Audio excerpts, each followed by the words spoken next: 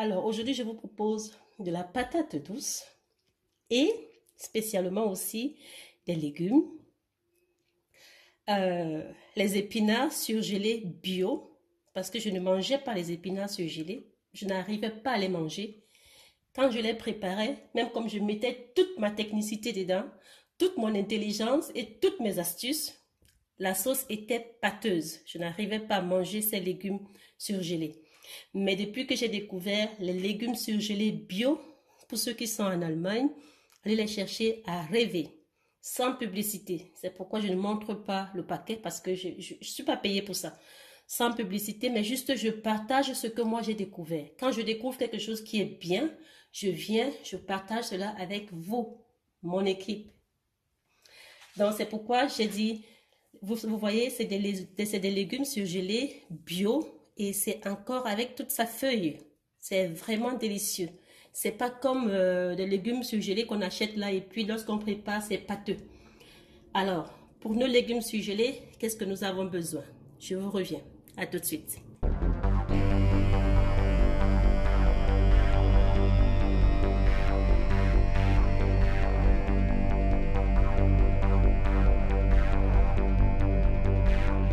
Alors, qu'est-ce que j'ai prévu? J'ai prévu de la patate douce. Je vais vous montrer une façon de la cuisiner et vous allez aimer.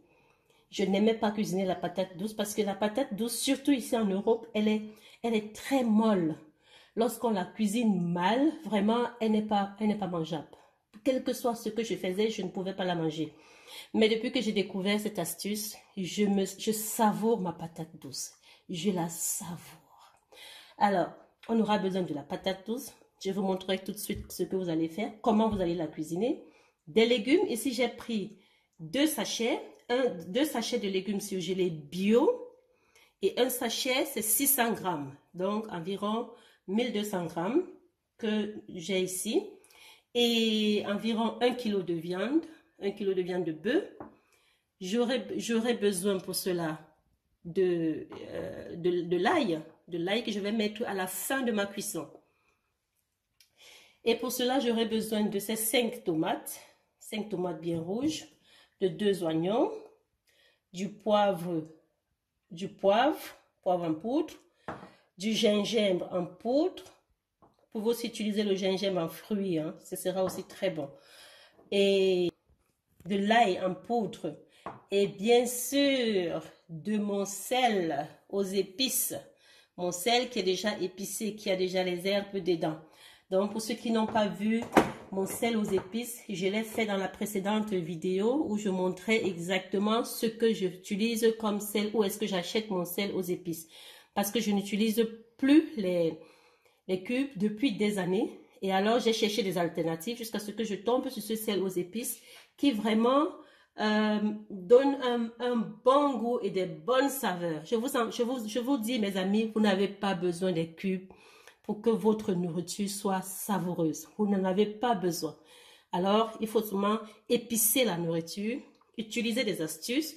Vous pouvez aussi rajouter le poivron. Ah oui, j'ai oublié le poivron. Là, je vais rajouter un poivron rouge. Voilà, j'ai décidé comme ça au pif, hein, au lieu d'ajouter un poivron rouge, je vais rajouter un poivron rouge et jaune. Voilà, donc vous voyez, le poivron rouge et jaune. Je vais les rajouter. Et voilà, c'est parti pour la cuisson. Je commence par la cuisson de la viande. Tout de suite. Voilà, là maintenant je rajoute d'abord, j'ai mis la viande dans la marmite, je rajoute les oignons et puis je vais rajouter les autres épices. Je rajoute les oignons et là je mets le poivre. Voilà, à peu près ceci.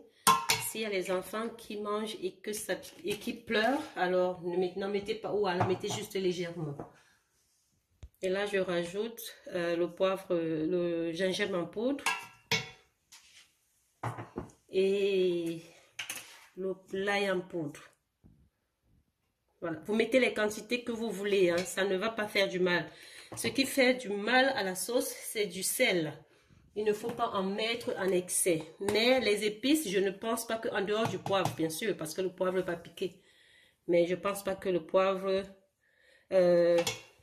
rajouter l'ail en poudre ou bien, à moins que vous ne soyez allergique ou alors vous n'aimez pas trop l'odeur de l'ail. Alors, ceci étant, je vais d'abord porter les deux scies, le contenu scie à ébullition. J'allume. Je vais laisser mijoter sans y rajouter de l'eau au préalable. Donc, pendant les quelques minutes, ça va chauffer. Ceci pour permettre aux épices de bien s'imprégner aussi de la viande.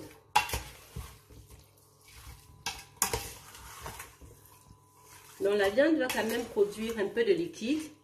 Et je laisse d'abord pendant les 5 premières minutes sans rajouter de l'eau. Donc, pendant ce temps, il faut macérer. Il ne faut pas laisser comme ça parce qu'il n'y a pas de l'eau. Donc, il faut macérer.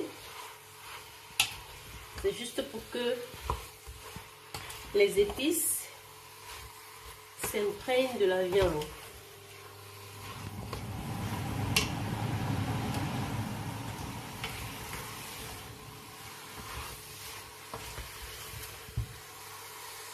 Si c'est hyper sec, vous mettez un peu d'eau. Voilà. On continue. On macérer.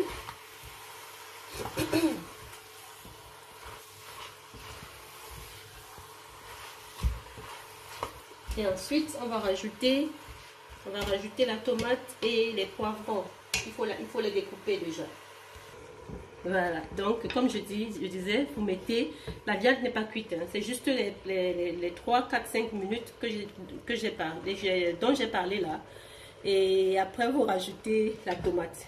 Voilà, donc vous rajoutez la tomate, les 5 tomates, je n'ai pas encore découpé toutes les 5 tomates. Donc vous voyez que vous rajoutez les 5 tomates. Et là, elles sont en train de faire leur liquide aussi, les tomates.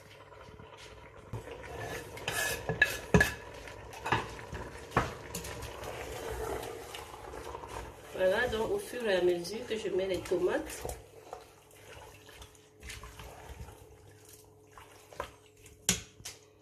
je tourne. Voilà. Et là, je rajoute les poivrons.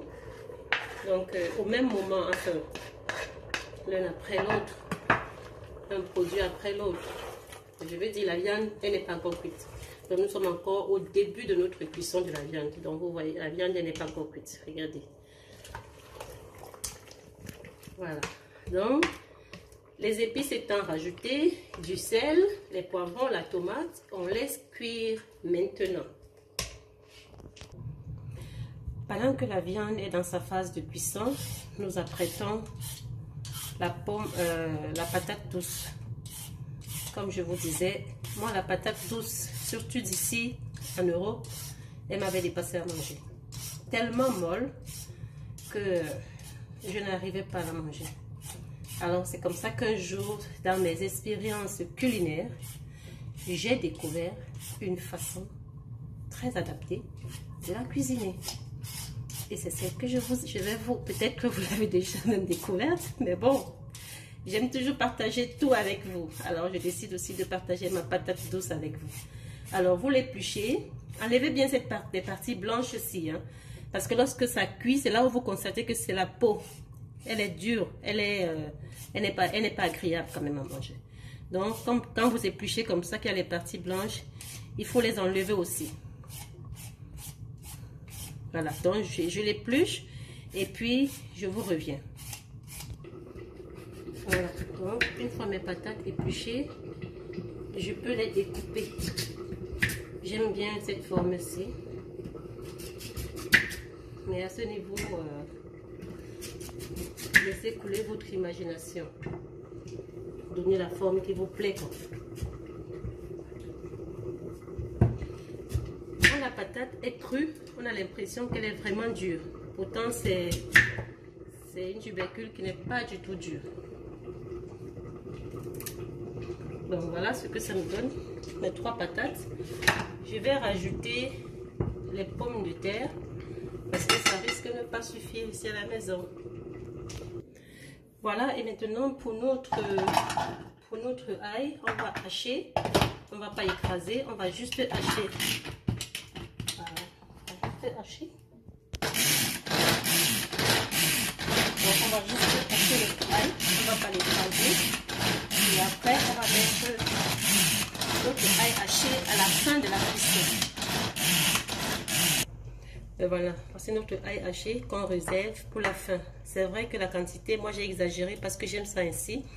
J'aime ressentir ce goût frais de l'ail à la fin de la cuisson. C'est pour ça que je ne mets pas ça pendant la cuisson. Pendant la cuisson, j'utilise l'ail frais. Et l'ail haché, c'est aussi thérapeutique, hein. C'est aussi bien pour la santé. Donc, comme je ne peux pas aussi facilement avaler, croquer l'ail frais comme ça, je profite dans la marmite, quoi, à la fin de ma cuisson, et je saupoudre mon repas avec ça. C'est très bon.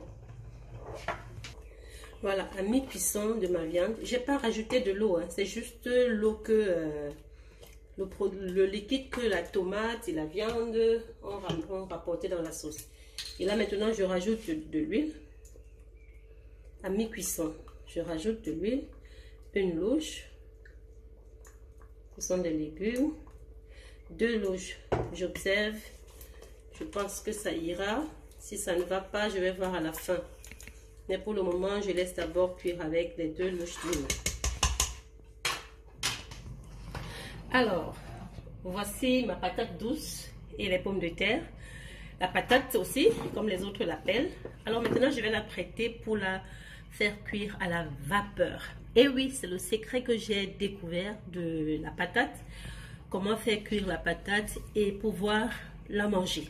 Disons ça comme ça, parce que moi, je n'arrivais pas à la manger. Mais lorsque j'ai réussi à la faire cuire à la vapeur, waouh, la patate, j'ai dit, mais pourquoi j'ai pas commencé à manger la patate depuis des années? Alors, vous pouvez utiliser toute méthode que vous avez pour pouvoir faire cuire à la vapeur. Vous avez la marmite, vous avez même le cuiseur de riz pour pouvoir faire cuire à la vapeur, quoi. Juste qu'il ne faut pas qu'elle soit dans l'eau, qu'elle ne soit pas plongée dans l'eau, juste à la vapeur. Alors, on se comprend. Alors, je mets un peu de sel.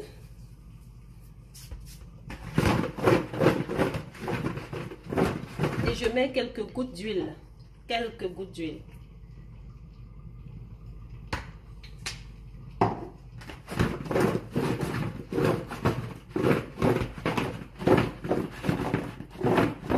Voilà.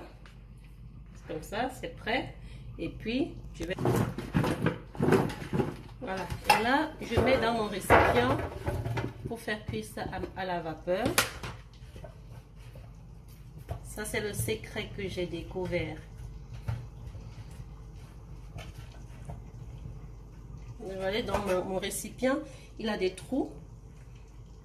Et en bas, c'est un récipient sans trou. Ça veut dire que je pose dessus.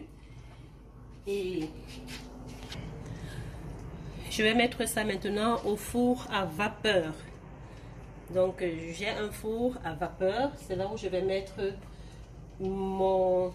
ma patate d'aujourd'hui, sans publicité du four. C'est juste pour vous dire que vous pouvez utiliser n'importe quelle méthode pour cuire à la vapeur.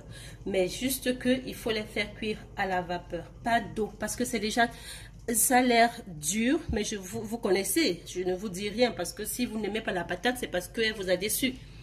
Oui, elle m'avait aussi déçu jusqu'à ce que je découvre cette méthode. Donc, sans eau, juste à la vapeur. Voilà, là c'est programmé pour 30 minutes à 96 degrés à la vapeur. Vous voyez de l'eau qui est au fond du four. C'est ça justement. Ça va cuire ça à la vapeur.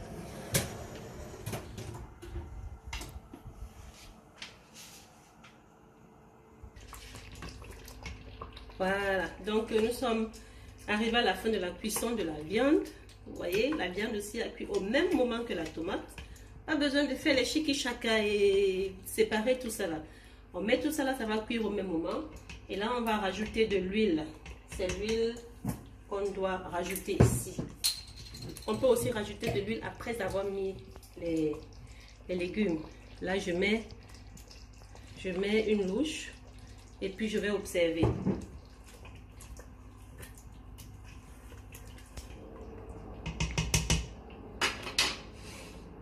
Et là maintenant, on va rajouter les légumes. Nos légumes ont été essorés. Je n'ai pas besoin de les pré-cuire, pas besoin. Juste les essorer, c'est les épinards bien essorés, enlever de l'eau. C'est tout. Ça va. Et mettre.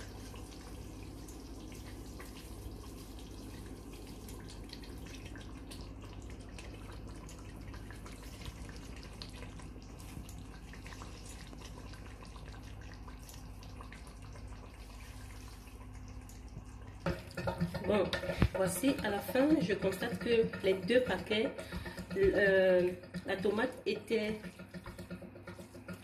beaucoup. Donc, et comme c'est pas la tomate, bien c'est pas la viande que je veux, c'est les légumes. Je vais rajouter les légumes ici. Donc, je vais rajouter les légumes, c'est vite fait. Hein.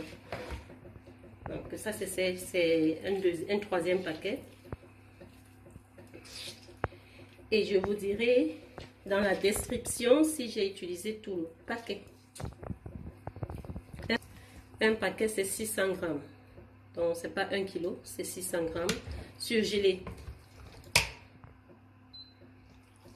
Donc là je vais délicatement mélanger pour voir la quantité de légumes qu'il m'en faudra.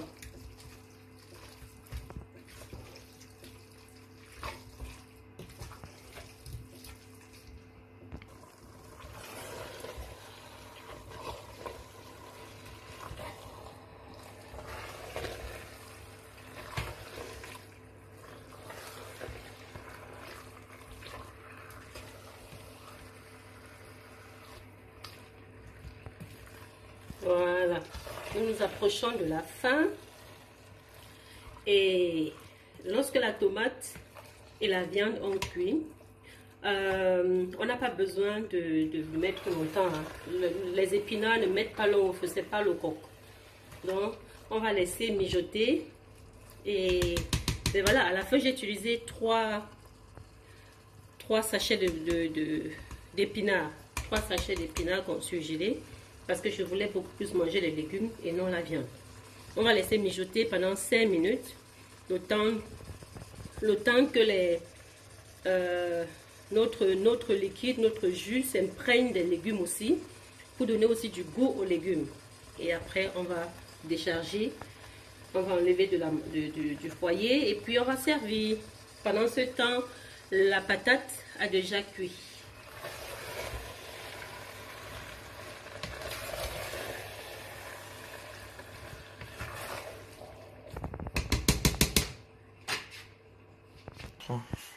Voilà, voici notre patate, elle a cuit et là maintenant on peut servir. Les légumes aussi ont cuit, tout est prêt, on va servir, nous avons faim. Voilà, nous sommes à la fin, on a éteint et là maintenant on met notre ail. Bon, je reconnais que c'était quand même un peu trop posé, c'était beaucoup, donc je ne mets pas tout. Voilà, et là, je mélange pour que l'ail aussi soit visible et puis soit partout. Moi déjà l'odeur là, je vous assure, j'aime beaucoup. Mais ben voilà, les gens sont différents. Faites comme vous aimez. Hein. Essayez peut-être d'abord avec l'ail une fois, si ça ne vous plaît pas comme ça. Mettez ça, incorporez ça pendant la cuisson. Pourquoi pas? Et voilà, là c'est prêt, on va servir. Voilà les amis, voilà tous les fans de Kouja Cuisine, je vous dis merci. Merci d'avoir regardé cette vidéo jusqu'à la fin. Je reconnais que sans vous, je ne suis rien. Alors je vous dis encore merci. Et savourez ce repas. Faites-le à la maison et dites-moi ce que vous en pensez. Moi, je vous assure, c'est un délice. Les légumes, vous savez, les légumes, je les aime. Je goûte pour vous.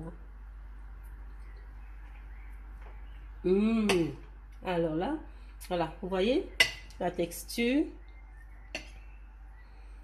c'est pas comme le macabo. Là, on est sûr, on est d'accord. C'est pas comme le macabo, c'est pas dur comme le macabo, mais au moins c'est mangeable. C'est mangeable, c'est dégustable. Faites-le à la maison, préparez vos patates à la vapeur et dites-moi ce que vous en pensez.